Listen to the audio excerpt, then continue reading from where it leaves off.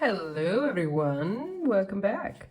So this is the series in which I choose one of the colors that I have in my collection. I have plenty of those, and then during my live on Twitch I make a nice study of the color. This is today's color. Wait, come back.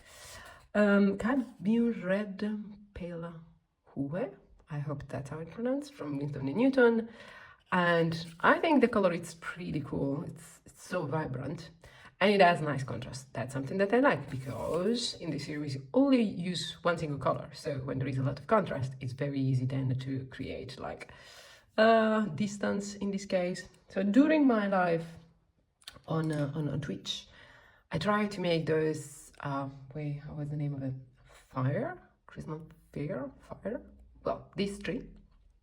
And I made many of them, and then I decided like check what I was liking, what I wasn't liking, making a little sketch, because when I do this kind of thing for each one of the color, and I do this a lot for each color, then I go to the other side of my sketchbook, and in here for each color I have like a different page, right?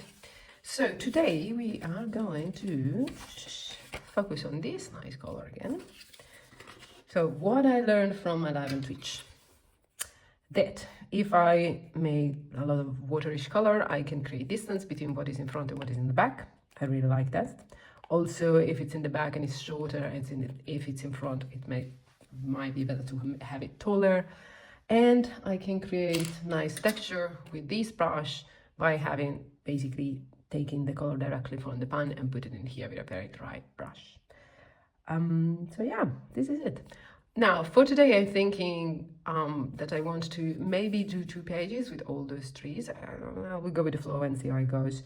But yeah, it was a nice exercise. And the nicest part is that basically I use only flat brush. So yeah, let's get started. Let's use a very loose color. So this is the orange. I want it to be very loose, just because I want the tree in the background to be basically the idea of a tree there, not actually a tree. So yeah, so a lot of water in the palette, then dry the brush with my sponge and then put it back again. And I will go with a very loose tree that is barely visible. Okay, it's something that is in the back, just quick stroke like this. Maybe it's too loose. Add a little bit of color. So yeah, if you like this kind of thing, consider to come in on Twitch. So when there is a live, you can just follow along if you want. It's pretty nice to just stay there, talk for a little bit, and yeah, make some color. Yeah, I don't care much about the shape on the back, because they will be basically cover what's in front of them. So it's more about giving an idea. And then since it's a forest, not all the tree has leaves, so we can also go with something like this, a little bit looser. Okay, it's more to give a texture on the background. And I think that's basically it. Let's make one in the middle, very loose. Nice, done. Now, on top of this, while it's drying, I want to create the actual tree. So where is it? Here. So this tall tree here, I want to make it in front. Okay, and I'm thinking like I will have a tall tree here and then a smaller on the side. And to do that, I need darker color, because we are working like perspective, right? So it's like in the back and in the front. And I actually want to switch brush from this nice 12 flat brush to, I've lost it here, 8 Filagiotto. This is one of the cheapest brush I think you can possibly find. It's the one that you use in school to learn how to paint and do stuff.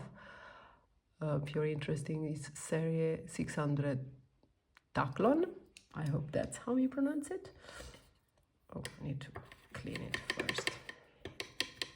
The water is becoming orange the more and more. It's fine, because we only have one color, so it's good. Now, I want to have like a loose tree here. And I want to make the trunk like this.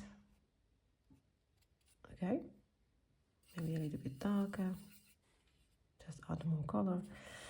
And then what I'm gonna do is to actually do some dabbing like this, just to give the idea of this kind of tree. Okay, same on the other side, but needs to be asymmetrical because this is the kind of tree that we are working with, right? And also something on the top, something like this. Cute. And then maybe a little bit of dimension when it goes to the ground, something like this. Flat brush and just go like this. Nice. First tree.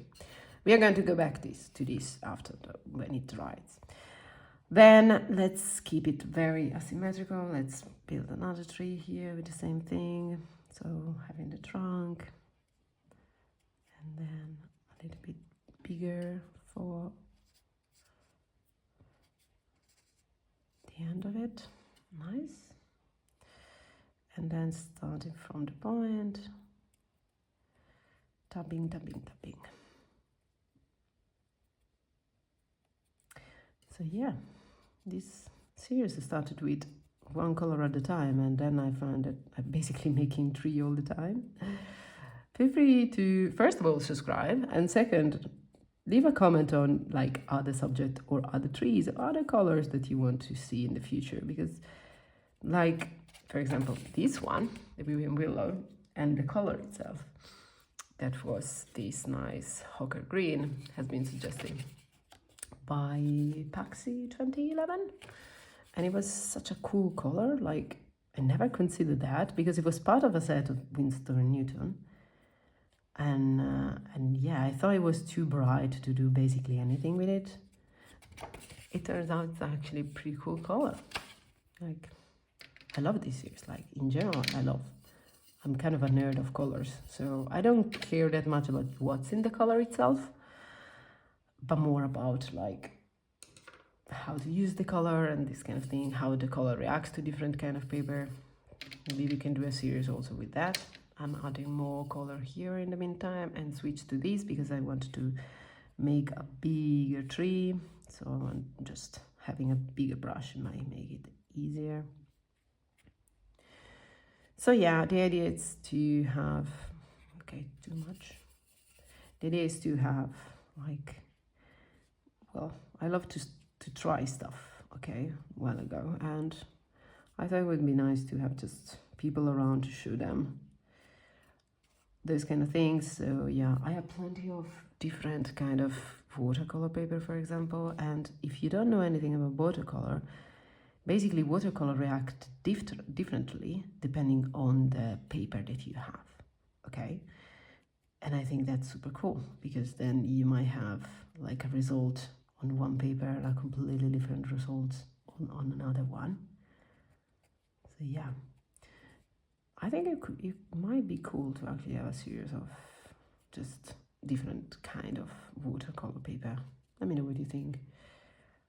Okay, now that I have kind of my tree set up, I want to go back and give it a little bit more texture. So I'll dry my paint and use the color again and just tap.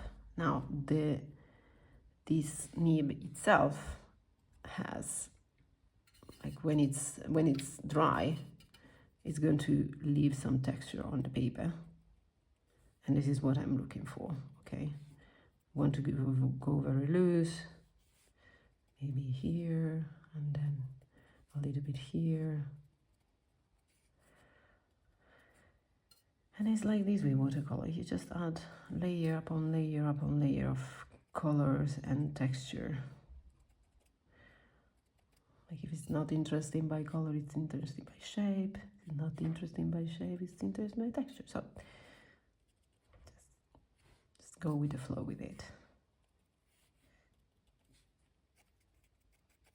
See? And now I want the trunk actually to be more visible because it's basically not visible anymore, so let's give it more space here. See? It's missing something here. Okay. Cutie tree. And actually, while we're watching this video, I will be in Japan buying new watercolor. Suggest me if you know anything about watercolor in Japan. Like, I have found a couple of brands. I contact on Instagram some artists that were from there, or that lives there, to ask them, hey, guys, what do you think about like brand of colors? And they were very skeptical about Japanese watercolor, because apparently it's made in a way that doesn't act like Western, like our watercolor. So they were like, yeah, I don't know how to work with it, but if you want to try this brand. Definitely gonna do like a review of the color after that. But yeah, I think it's funny. Okay, I think it's funny that people that lives there telling me, hey, look, the watercolor here are kind of tough, so we are actually taking order from like Europe and just have them deliver here, or just buy very expensive, because then when you buy them in Japan it would be very expensive, right? So I think it's kind of fun, and I'm going all the way on the other side of the world just to well, buy watercolor. No, of course I'm going there also because, but you know, it's funny that I'm also going there to buy art supplies. So yeah, my luggage will be full with new colors, and most probably also random stuff, because of course I can use like Google Translate, Google Lens, ChatGPT, whatever, but at the same time I'm like, okay, this will be fun. So yeah, again, suggestion, comments, come on. Give me the tea. I want to go there with a nice idea on what to do. Okay, so this is our tree for today. Kind of 15-minute sketch. I think this is color 10 of the collection, so pretty cool. Nice. I think there might be something missing somewhere. Oh, well, there are so many things missing, but you know what? Maybe another small trees in here, like on the side. Need to be fast. I don't want this video to be too long. Okay, this is too loose. Oh no. Okay, that's better. So like a small tree. Now it's too much again. Okay, let's try again. Yes, we are getting there. Quickly tapping. So this is a tree in the background and another tree in the background. We love trees in the background. So what do you do for a living? I made tree in the background, and I'm not ashamed.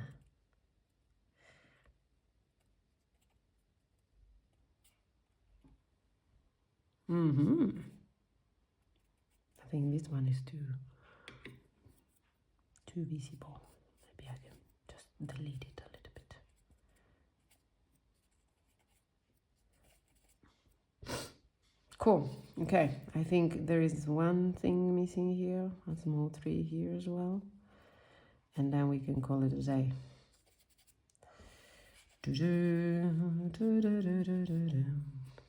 50 minutes. Yo, nice. You can watch all the videos of the other trees thingy that happened before. Have fun, enjoy your life, come back to see other colors. Spoiler for the next color will be this amazing blue here. Yes. Ciao, ciao. See you in the next video.